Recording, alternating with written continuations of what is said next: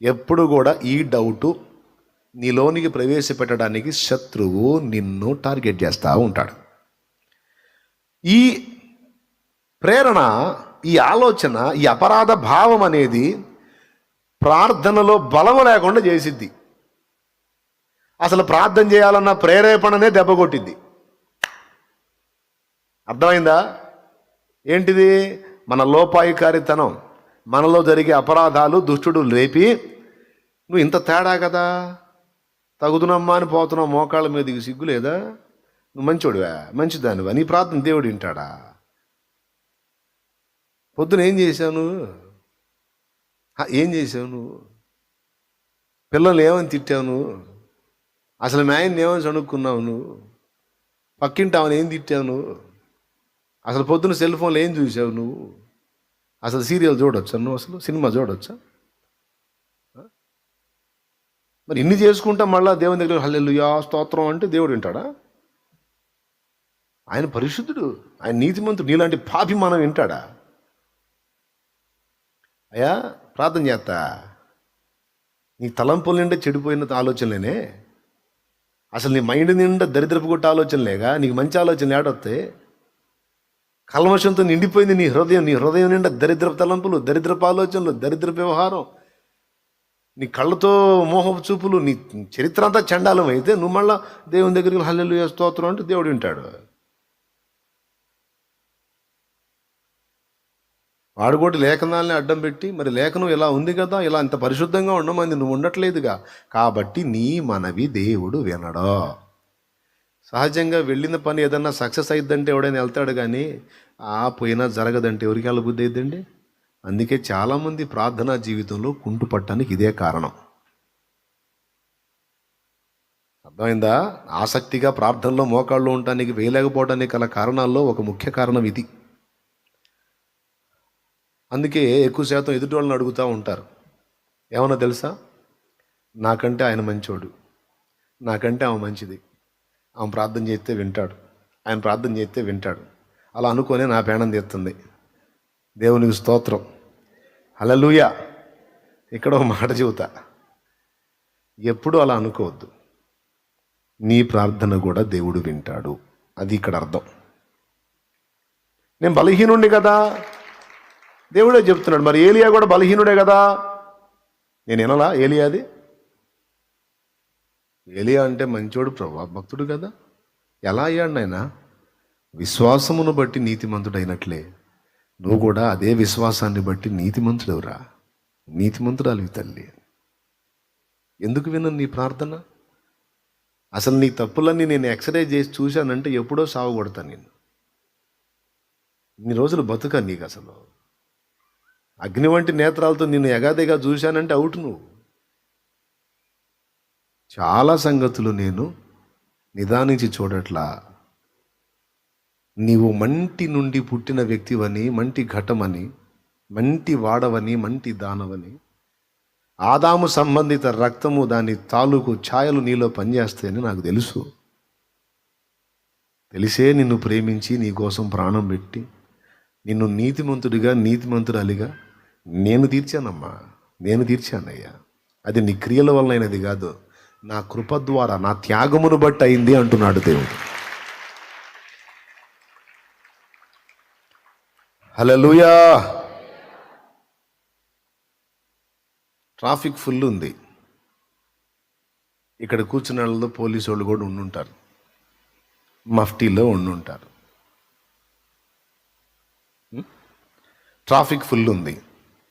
ఈ మఫ్టీలో ఉన్న పోలీస్ ఆయన్ని పంపించి ట్రాఫిక్ కంట్రోల్ చేయడానికి వెళితే ఎవడైనా వింటాడా?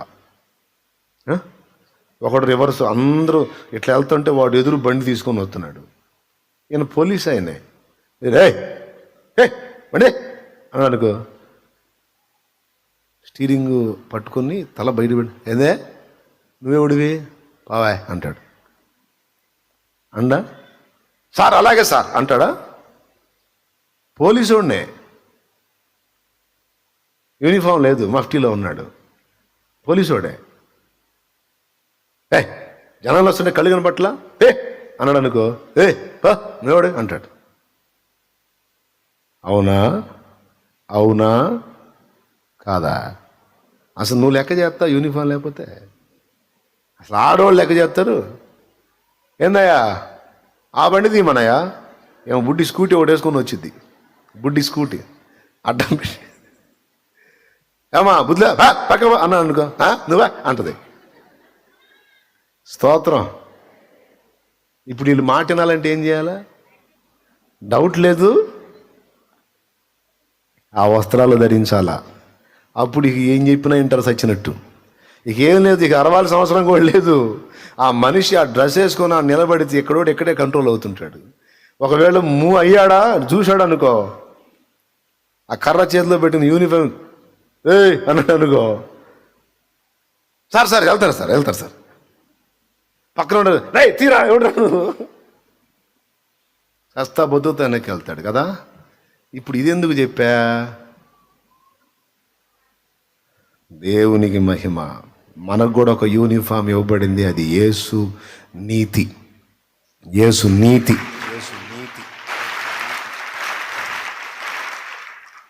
డ్యూటీలోకి వచ్చేటప్పుడు ఒక కానిస్టేబుల్ కానీ ఒక ఎస్ఐ కానీ ఆ యూనిఫామ్ లేకపోతే ఎవడు లెక్క చేయనట్టు, నువ్వు ఒట్టిగా పోయి మోకాళ్ళు వేయడానికి ట్రై చేస్తే సైతాన్ గాడు వచ్చి హడావుడి చేస్తాడు. వాడు సర్దుకోవాలంటే నువ్వు పోయి ఏం చేయాలి తెలుసా? ముందు యేసు నీతి వస్త్రాన్ని ధరించుకోవాలి. తండ్రి నా నీతి కాదు, నా మంచితనము కాదు, నీ ప్రియ కుమారుని రక్తము, ఆయనను బట్టి నేను నీతిమంతుణ్ణి అని ఆ డ్రెస్ చూపించు. ముందు లూసిగాడు పక్కకు పోతాడు. స్తోత్రం. ఈ యూనిఫామ్ లేకపోతే వాడు మాటిండు. ఎవరు మాటిండ్రు? ఇంతకేంది ఆ యూనిఫామ్? యేసు నీతి. ఏవి నీతి? రక్షణ వస్త్రం, నీతి వస్త్రాన్ని మనకు ధరింపజేశాడు ఆయన. మనమైతే చెడ్డవాళ్ళమే కానీ ఇప్పుడు యేసు అనే వస్త్రాన్ని ధరించినందున ఇప్పుడు నీతిమంతులం. పరలోక తండ్రి మనల్ని అలానే చూస్తాడు. నీతిమంతుల లెక్కలో రాశాడు. ఎందరిని పిలిచానో వారిని ఎలా తీర్చాడంట? నీతిమంతులుగా తీర్చాడంట. మనం కూడా ప్రార్థనకి వెళ్ళేటప్పుడు మన నీతి క్రియలను ఎప్పుడూ ఆధారం చేసుకోవద్దు. ఈరోజు నేను ఏ తప్పు చేయకుండా మంచిగా ఉన్నాను కనుక ఇక నా ప్రార్థన దేవుడు వింటాడు అనే అలవాటు మంచిది కాదు. ఈరోజు అసలు ఈ వారం అంతా కూడా నేను ఏ తప్పు చేయలే, ఎంత బాగున్నానో, ఇప్పుడు నా ప్రార్థన దేవుడు వింటాడు అనుకోవద్దు.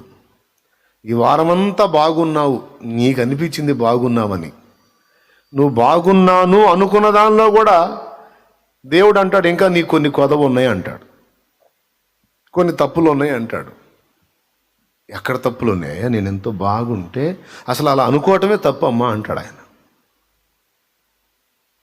అసలు నువ్వు ఆ డైలాగ్ ఎత్తటమే నా ముందు తప్పమ్మా. చూస్తావా ఈ వారం మొత్తంలో ఏ తప్పు లేదన్నావు, ఎక్స్రే చేస్తా చూడని చూపించాడు అనుకో, తట్టడి కనపడతాయి. స్తోత్రం. నీ కళ్ళకి నీకు అంత బాగానే ఉంటుంది. ఎవరికి వాళ్ళ ఫీలింగ్, ఎందరి ఫీలింగ్ ఏంది? కాస్త ఎప్పుడన్నా ఒకసారి కానీ అసలు నాలాంటి మనిషి ఎవరున్నారు? నిప్పు కదూ నేను, కాకపోతే అగ్గిలేదు బొగ్గుంది కానీ. స్తోత్రం. ఎవరికి వాళ్ళకి ఎందరి ఫీలింగ్ అదే. కానీ దేవుడు అగ్ని వంటి నేత్రాలతో చూస్తే అగ్ని నేత్రాలకు అర్థం అదే. నీ రహస్య పాపములు, నీ హృదయాంతరంగంలో ఉన్న ఆలోచనలు కూడా బయటికి తీసి చూపిస్తాడు. ఇది నీ బతుకని. కాబట్టి దేవుడి ముందు నకరాలు చెప్పండి పనికి రావు. ఎవరైనా అయ్యా నీ కృప, నీ ప్రియకుమారుని రక్తమును బట్టి నేను నీతిమంతురాల్ని కానీ నా క్రియలు ఎంత మంచివైనా సరే ఎక్కడో చోట లోపాలు ఉంటాయి గనక మా నీతి క్రియలన్నీ మురికి గుడ్డల వంటివి. మురికి బట్టలు అన్నాడా, గుడ్డలు అన్నాడా? ఏమన్నాడమ్మా? క్లియర్గా ఉంది. మా నీతి క్రియలు ఏమై ఉన్నాయి? మురికి బట్టలు. మన నీతి క్రియలు దేవుని ముందు మలినంతో ఉన్నట్టు ఉంటాయంట. అందుకే మన నీతి చెల్లదనే తన నీతి, తన ప్రియకుమారుని నీతి మనకు ఆపాదించాడు ఆ నీతిమంతుడు. ఆయనలో అయితే ఏ అవినీతి లేదు. ఎవరిలో? మచ్చ, ముడత, కళంకం, దోషం ఏది లేదు. పొంతి పిలాతు సాక్ష్యం, ఈ నీతిమంతుని యందు నాకే దోషము కనబడలేదు. పొంతి పిలాతు యేసయ్యకి ఏం చుట్టం కాదు, లేకపోతే క్లాస్మేట్ అంతకన్నా కాదు. ఏం ఫ్రెండ్షిప్ ఉంది వాళ్ళకి? అప్పుడే ఆయన్ని ఏం చూడటం, ఎవరెవరిని? పిలాతు యేసును చూడటం. యేసు ఎప్పుడో తెలుసు పిలాతు ఎప్పుడు పుడతాడో తెలుసు, ఎలా పుడతాడో తెలుసు, ఏ టైంకి ఎట్లా వస్తాడో యేసుకు తెలుసు. అప్పుడే చూడటం పిలాతు. ఏం ఫ్రెండ్షిప్ లేదు, బంధుత్వం అంతకన్నా లేదు. కానీ ఏమన్నాడు? ఈ నీతిమంతుని యందు ఏ దోషము నాకు కనబడటం లేదన్నాడు. పిలాతేనా? యేసు కూడా చెప్పాడా? నా యందు పాపం ఉన్నదని మీలో ఎవడు స్థాపించును రండి అన్నాడు. కాబట్టి ఏ తప్పు, ఏ పాపము, ఏ దోషము లేని ఒకే ఒక్కడు నీతిమంతుడు, మనందరి ప్రాణప్రియుడైన యేసు. కాబట్టి ఇప్పుడు నీవు ఏదన్నా సాతానుకు సమాధానం చెప్పాలన్నా, నీ మనస్సాక్షికి సమాధానం చెప్పాలన్నా ఎవరిని చూపించి చెప్పాలి? ఆయన్నే.